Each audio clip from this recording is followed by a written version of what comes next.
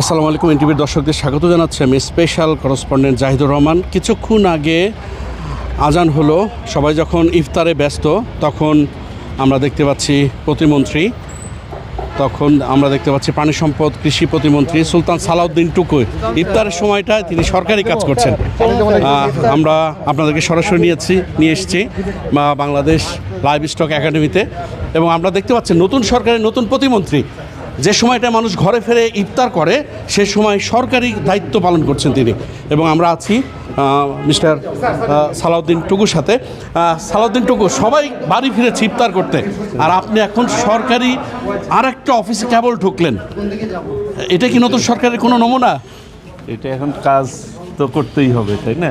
কাজ তো আর ফেলে রাখা যাবে না, কাজের সময় কাজ করতে হবে। আমরা আমাদের কাজের প্রতি আমরা কমিটেড। আমরা আমাদের যে প্রত্যাশা রয়েছে এই দেশের জনগণের নতুন সরকারের প্রতি, ইনশাল্লাহ আমাদের সর্বোচ্চ সততা এবং নিষ্ঠার সহিত আমরা আমাদের দায়িত্ব পালন করব।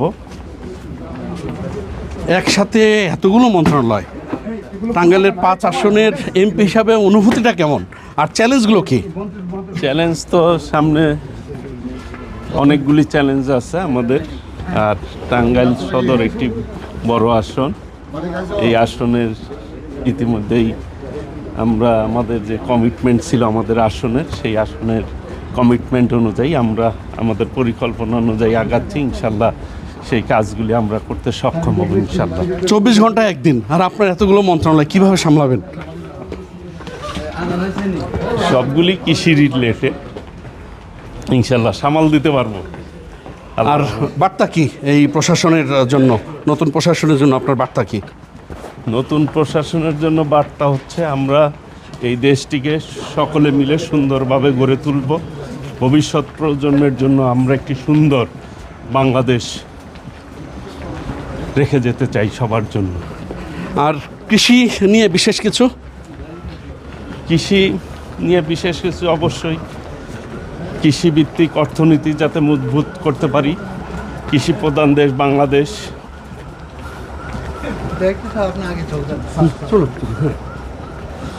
কৃষি প্রধান দেশ বাংলাদেশ, কৃষি অর্থনৈতিকভাবে যাতে মজবুত করা যায়, কৃষিভিত্তিক যাতে শিল্প গড়ে ওঠে এই বাংলাদেশে, সেই ব্যাপারে আমরা অবশ্যই আমাদের জায়গা থেকে সর্বোচ্চ পদক্ষেপ নেব, এবং কৃষি পণ্য যাতে বিদেশে রপ্তানি করে আমরা বৈদেশিক মুদ্রা অর্জন করতে সক্ষম হই, সেই ব্যাপারে অবশ্যই আমরা পদক্ষেপ নিব, এবং আমরা সেই দিকটাও কাজ করে যাচ্ছি। কিভাবে কৃষিকে ডেভেলপ করা যায়, কৃষিকে উন্নতর করা যায়, এবং কৃষি পণ্যগুলি আমরা বিদেশে রপ্তানি করতে পারি, সেই ব্যাপারে অবশ্যই আমরা পদক্ষেপ নিব।